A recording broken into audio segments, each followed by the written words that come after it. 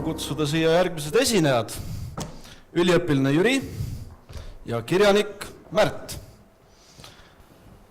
Märt on saanud teise koha oma romaaniga nimega Lahustamine ja peale 10-minutilist vestlust tuleb Märt siia ja loeb sellest ühe lõigu.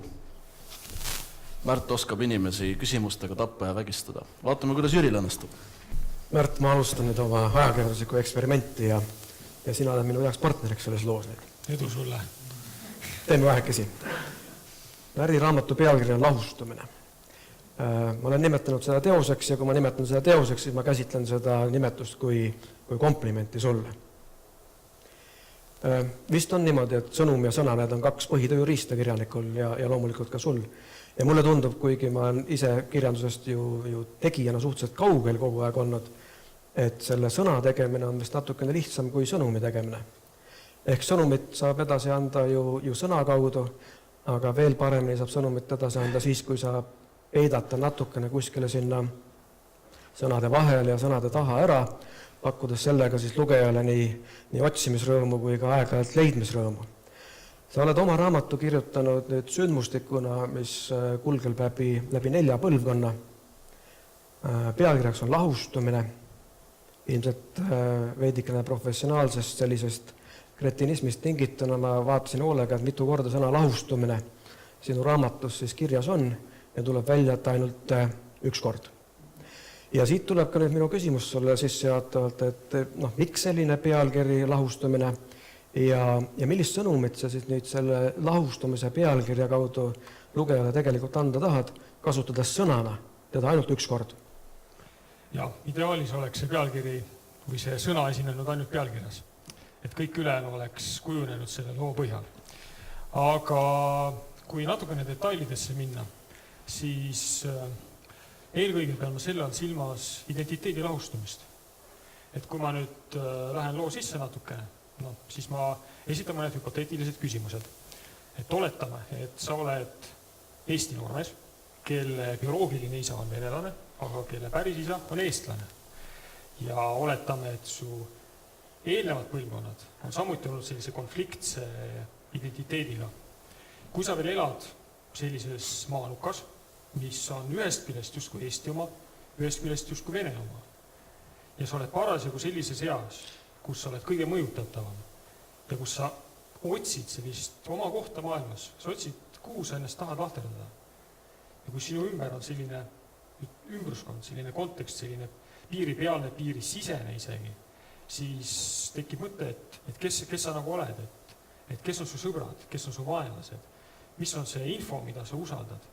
Kõrvalpõikena võibki mainida, et üks sellistest põhiteemadest raamatus ongi tõe ja vale vahekord ja tõese ja väära info vahekord. Et mida uskuda, mis on tõsi, kuidas kujuneb väärinfo, kuidas kujuneb tõene info, mida ja kuidas inimesed usuvad. Aga kui sa oled see noormees, siis sa paratamatult satud mõningaste sisekonfliktide ette, et sa ei oska nagu ennast ära paigutada. Ja mõtleme siit veel edasi. Oletame, et sa oled eestlane, kes pronksiööl satub valel ajal valesse kohta ja siin hüpeldab Eesti politseinik, et mida sa sellest arvad. Ja viib vangimajja ka veel. Just. Või siis, kui nüüd veelgi laiendada, oletame, et sa oled eestlane ja sa tahad öelda, et unistada, et sa oled eestlane. Kas sa tegelikult julged seda teha? Või sa kardad, et sulle pannakse külge silt, et sa oled kitsarinnaline, et sa ei suuda omaks võtta sellist euroopalikku mõtteviisi, et sa ei suuda ennast tunda maailma kodanikuna, et sa oled kinni mingisugustes 100 aasta tagustes ideaalides, mis ei eksisteeri nagu nii mujal kui meie sellises nostalgilises kujutlusvõimes. Ja samamoodi, kui sa oled näiteks venelane ja tahad öelda, et sa oled venelane, siis kas sa julged seda teha, kas sa teed seda või sa kardad, et sa saad külge järjekordse märgi, et sa oled selline maru rahvuslik märatsev okupant. Nii et identiteetide kujunemine, nende lahustamine, see on tegelikult see põhisõnum, mida sa tahad edastada. Täpselt niimoodi. 4 põlvkonda, 4 × 25 on 100. Kas sa tahtsid siit tuua välja mingisuguse paralleeli läheneva Eesti 100. sünnipäevaga või oli see lihtsalt juhus, et just 4 põlvkonda? See oli juhus. See oli see, kuidas asjad loogilist teed pidi läksid. Huvitav, et sinu jaoks oli juhus ja minu jaoks mitte. Et kui ma lugesin seda, siis mulle tundus küll, et see 4 põlvkonda on sul täpselt valitud selle järgi, et sa saaksid tegelikult selle eestluse kujunemise, Eesti riikluse kujunemise mõnes mõttes nagu klotsideks lahti võtta ja siis oma retsepti järgi uuesti see Lego kokku panna. Niimoodi ta tegelikult toimus. Ma ei tea, ma võin võib-olla paar sõna öeldagi selle kohta, et miks siis üldse 4 põlvkonda. Et kui me võtame raamatu peategelase, kes on Ants, siis tegu on hästi konfliktse inimesega ja selline inimene ei teki tühja koha pealt. Et ei sünni inimene kohe nii suurte ja nii põhjalike veendumustega, ta ei sünni selliste sisekonfliktidega, vaid need kusagilt peavad tulema. Ja kus need tulevad? Peamegi astuma sammu tahapoole ja saame tema isa Nikolai, kes suurem osa ajast küll ei olnud tema juures, aga see aeg, mis ta oli, edastas ta võib-olla selliseid venemeelseid sõnumeid omadel põhjustel, mis tulevad raamatust välja. Et see on nagu selline esimene konflikti allikas. Aga samas on see ainult, ütleme, pool loost, sest raamatus ei olnud ainult selline lihtsustatud konflikt, et eestimeelsus ja venemeelsus, vaid see tulid mängu ka teised aspektid. Et võib öelda, et Ants oleks näiteks oma isa vastu sõdinud ka siis, kui isa oleks olnud puhtalt eestimeelne. Puhtalt sellepärast, et nagu ikka noored oma vanemate vastu kipuvad astuma. Ja sealt tuleb välja see 4. kõige kaugem põlvkond, nii-öelda genees, nagu sa kunagi väljendasid. Et see vanaisa või vaarisa Johannes, kes alustas. Tunnista üles, Johannes on sinu kõige sümpaatsem kuju siin raamatus. Ta on võib-olla kõige positiivsem kõikidest teistest. Aga mitte kõige sümpaatsem või? Seda on nüüd raske öelda. Mulle kuskilt nagu lugedes tundus niimoodi jälle sealt sõnade tagant ja sõnade vahelt, et selline teatav selline nostalgialaks, mis selle Johannese karakteriga kaasa tuli. Et see oli see, millesse tegelikult sa ennast nagu kõige rohkem sisse istutasid. Aga jah, ka Johannes on selline mees, kes sündinud 1900, ta kannab neid aateid, mida me võib-olla peame sellise tõelise eestlase aadeteks.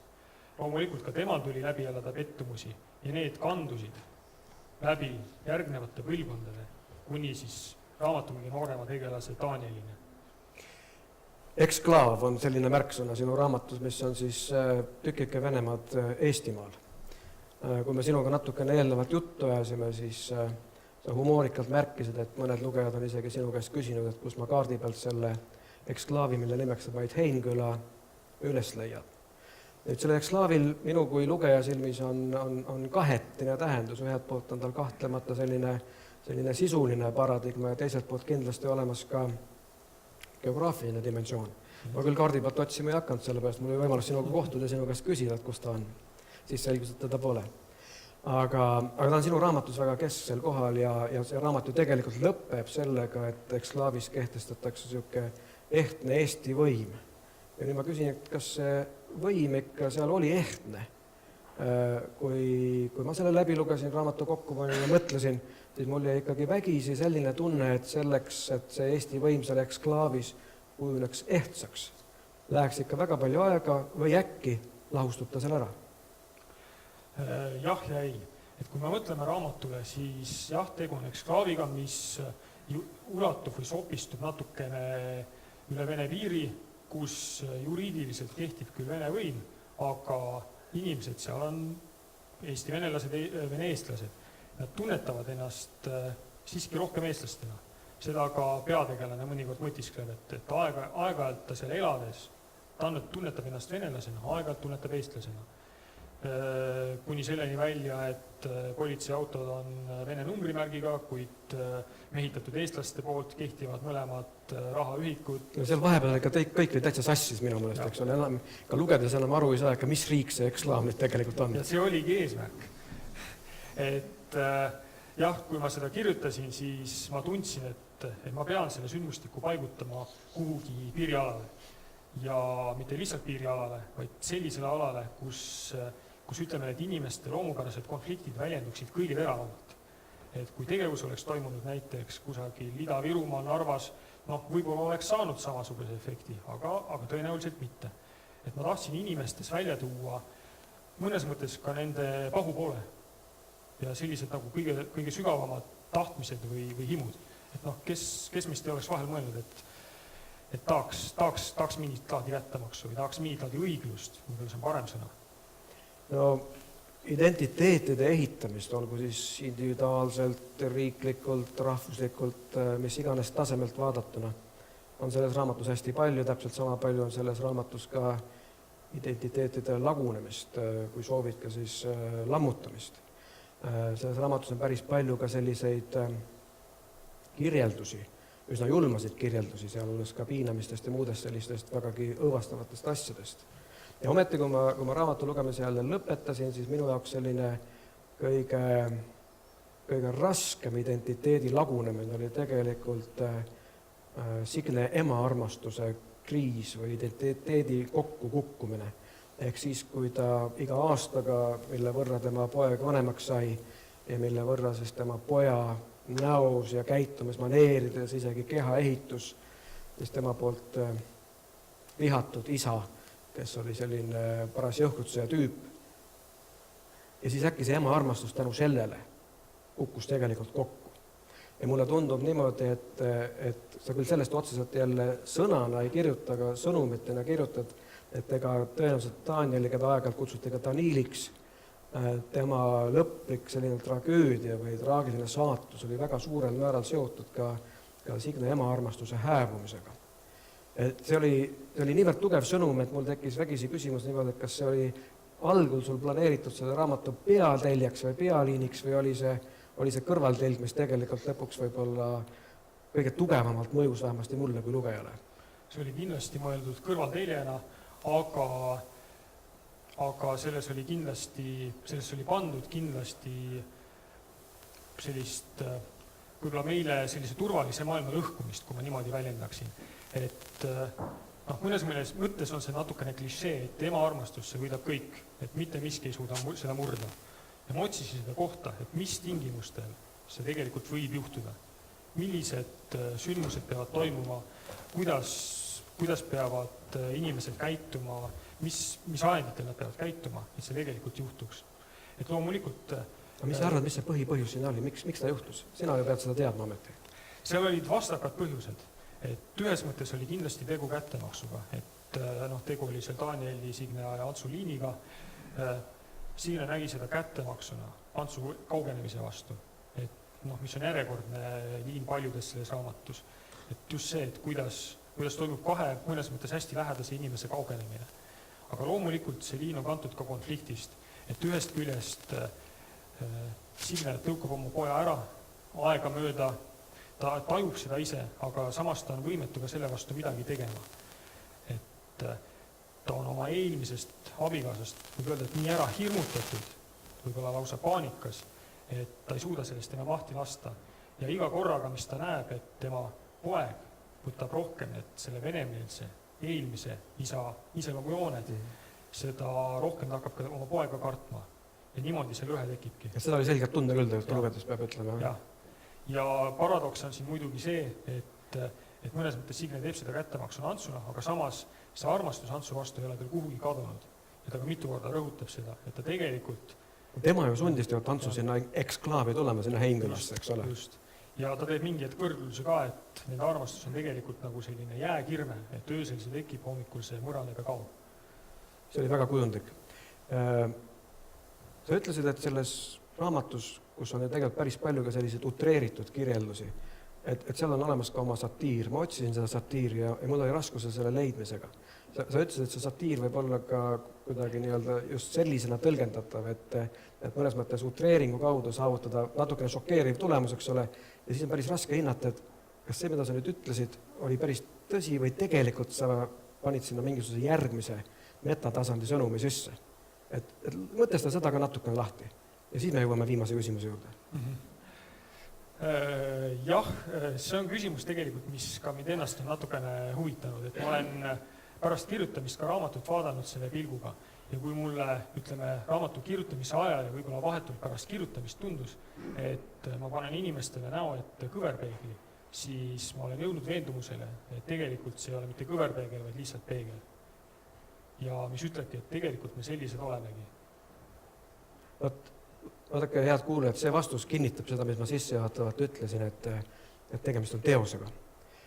Ja nüüd siis selle viimase küsimuse juurde, ikkagi jälle, kui läbi mõtelda seda, mida sa sellest raamatust loed ja koged ja mis sa siis sel ajal nagu mõtled, kui sa seda loed, ja isegi mõnikord natukene mõne märkme kõrvale endale üles paned, sellepärast, et seda raamatut on natuke raske lugeda. Et ta on sisult väga tihe, tõepoolest sisult väga tihe, mis tähendab seda, et selleks, et kõiki järgmisi vaatusi ja kõiki järgmiste põlvkondade muresid, otsinguid mõista, sa pead tegelikult mäletama, mida sa eeldava põlvkonna kohta lugesid. Ja lõpuks jääb ikka selline tunne, et läbi 4 põlvkonna tegeled sa selle õige eestlase otsimisega. Ja nüüd ma küsin su käest täitsa siiralt, kas sa leidsid selle õige eestlase ülesse? Ja kui sa leidsid ta ülesse, siis räägi meile ka, kes ta on ja kus ta on. Ja kui sa teda üles ei leidnud, siis ütle meile seda ausalt välja, miks sa ei leidnud. Ma arvan, et ükskõik kuidas me seda õiget eestlast defineerime, ma arvan, et me jõuame selleni välja, et tegu on tahes-tahtmata müütilise tegelasega. Ja võib-olla õige eestlane on see, kes suudab teise eestlasega lõputult vaielda, et mis on see õige eestlase definitsioon. Okei, sellesse vaidlusse ma ei taha laskuda, kuigi kui me natukene seda intervjuud ette valmistasime, siis vahepeal oli meil natukene selline mure, et kas meil ikka juttu jätkub. Ja siis ma ütlesin sedasi, et vaata, kui sina oled kirjanik ja mina olen advokaat ja kui meil rahva ees saab jutt otsa, siis me nagu kumbki nagu õiget professiooni ei pea. Ja ma usun, et ma loodan, et me suutsime vähemalt seda tõestada ja kui sa nüüd elegantselt veel ette kannad ka lõigu oma raamatust, ma arvan, et siis me oleme oma ülesannetega loodetavasti hakkama saanud. Mina ei tea küll, mis sinna mulle pannakse, kas ma eksamist läbi pääsen, kuid sina oma auhinnaga romaani võistlusel oled igal juhul selle eksami mitte ainult ära teinud, vaid sellega suurepäraselt hakkama saanud. Aitäh sulle!